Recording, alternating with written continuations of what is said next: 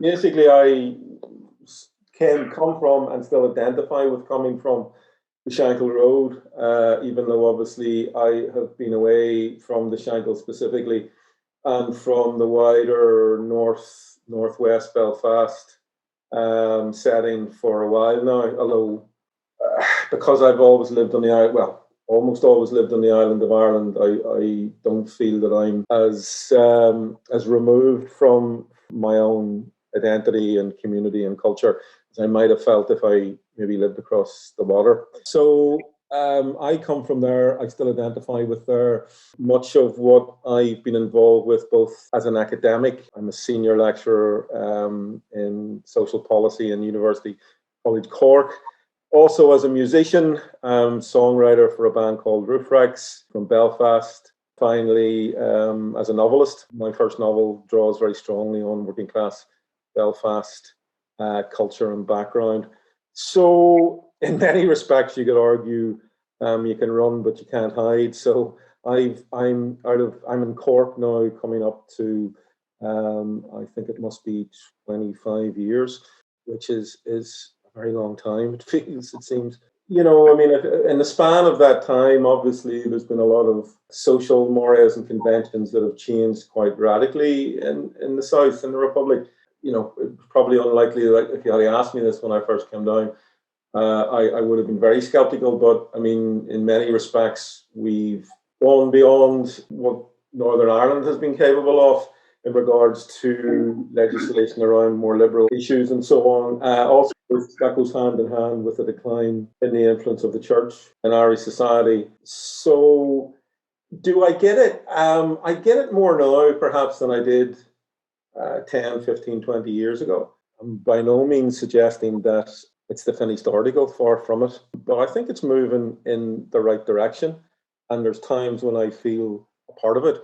But yet there's also times when I feel, or sometimes I'm made to feel, not part of it at all, because I wouldn't make any secret about my background or my politics or where I'm from. And so, well, I mean, you know, on and off on the public eye, so people would know, and also through social media and things, what my background is. So occasionally, you know, you might meet with a degree of suspicion and reticence, but of course the Irish are so good at hiding that you can never be quite sure. You know, my line has consistently been that I don't accept a straight dichotomy between being Irish and being British. I know that's almost, you say something like that now, it's like you came down from another planet. But you and I will know, and anybody who takes the time to know their history, you know, will know that that in fact was the norm for a very long period of time. And in the sense that Irish men and women have always, whether they be north of the laterally of the border, or in an All Ireland before obviously partition and so on, I have always been quite happy to be a dissenting voice, an Irish dissenting voice within the British UK experiment. That could be a good place to be, and it should be a healthy place to be.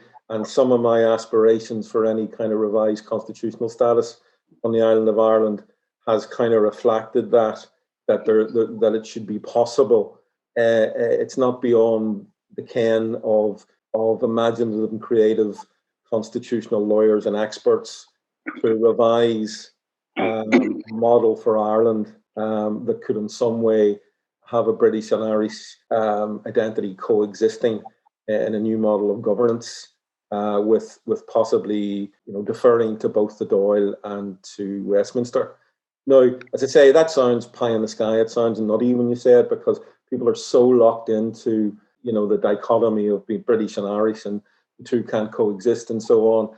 You know, I would argue for a more courageous, creative, innovative embracing of, you know, of something genuinely new as we move into the future. And I have argued for some time that unionists in Northern Ireland really need to wake up and smell the coffee, and need to cop on to the changing demographics, the changing nature of the UK as it stands at the moment, and really need to start thinking and renegotiating from a position of strength, where they could effectively have a wish list that they could put forward for a new agreed Ireland that would be very much on their terms.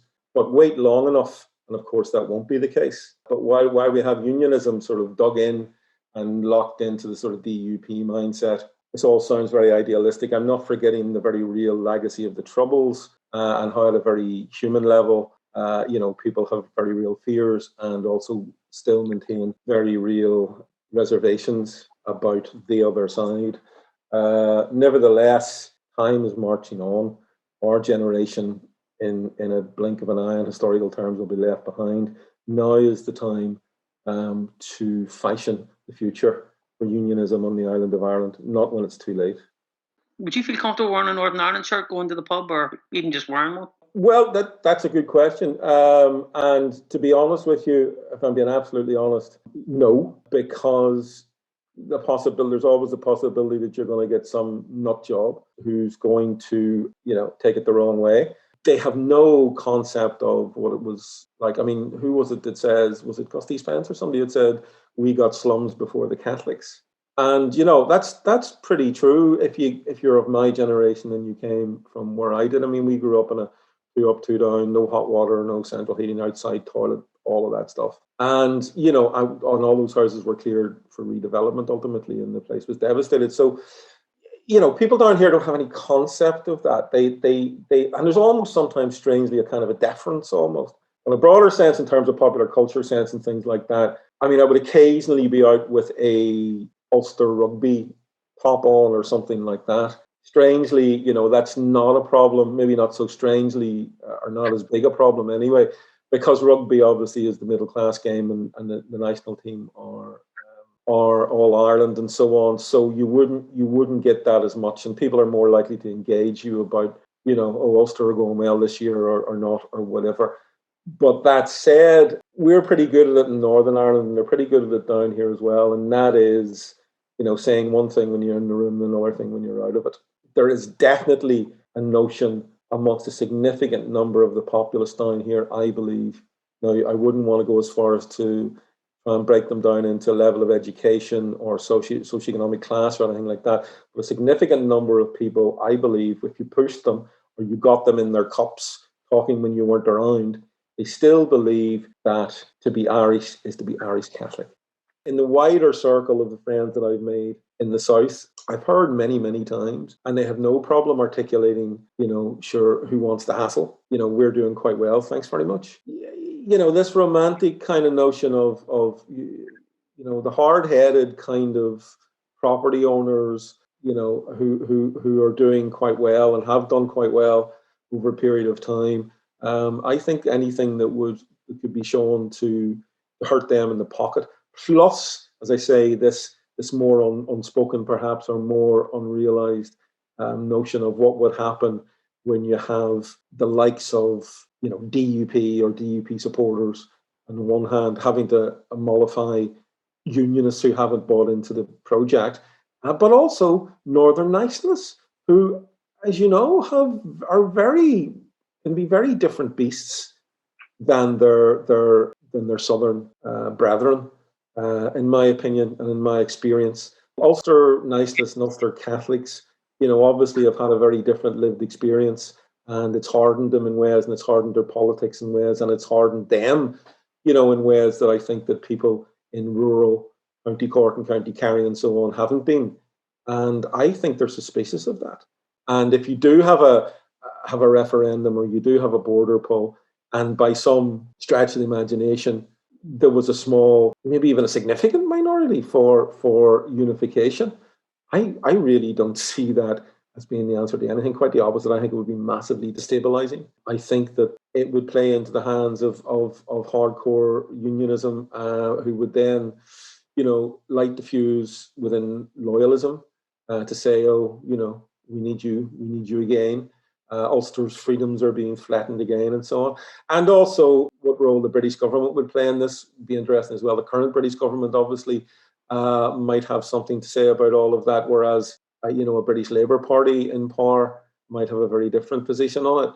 But I would hope whoever was in power in Westminster would understand that, much like the Troubles throughout our entire experience, we had to live in them. You can't kick these huge constitutional questions around willy-nilly and then walk away again.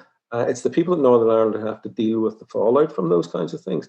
So 50% plus one border polls, not going to hurt anybody, or not going to help anybody. Quite the opposite, going to hurt people who actually live in Northern Ireland. So I think it would be massively destabilising.